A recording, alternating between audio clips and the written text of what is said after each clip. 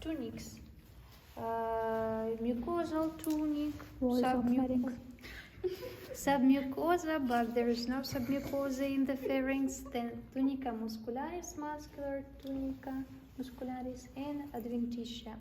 So let's start with the tunica mucosa, mucosal pharynx.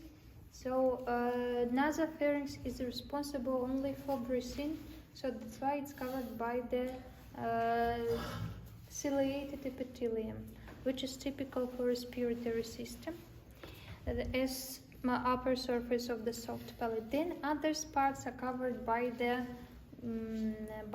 like not digestive epithelium, but that epithelium is common for oral cavity and esophagus. Stratified squamous not keratinized epithelium. Also there we have glands and lymphoid nodules like mouth system.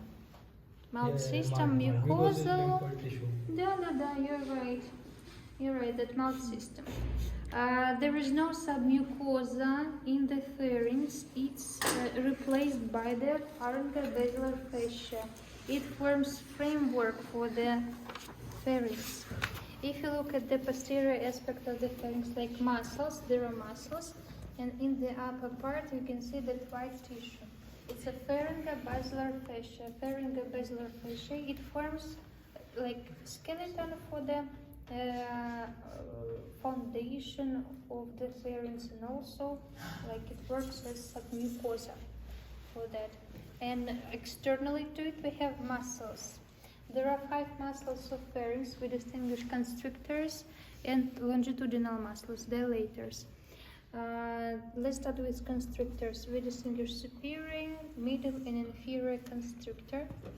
They start from different bones like occipital bone, mandible, hyoid bone, like thyroid cartilage, and all of them attached to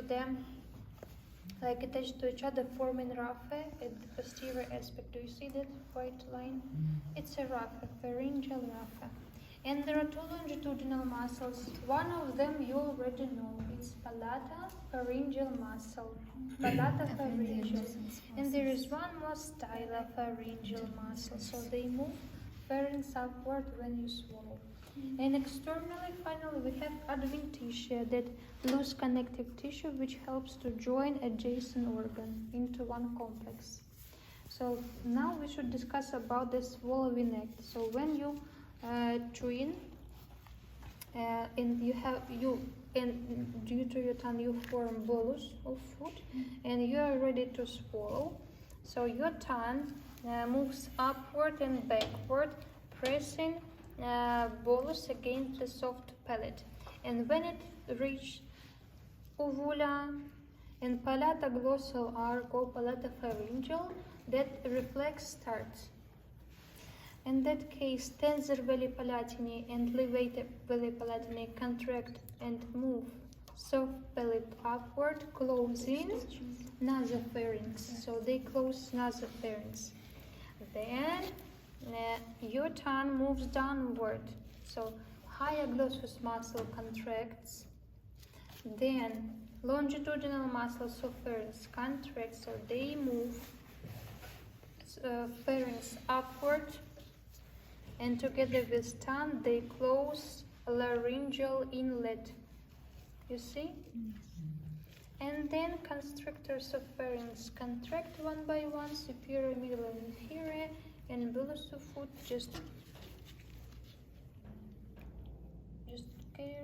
goes downward to the cavity of esophagus. So this is lumen of esophagus. That's all.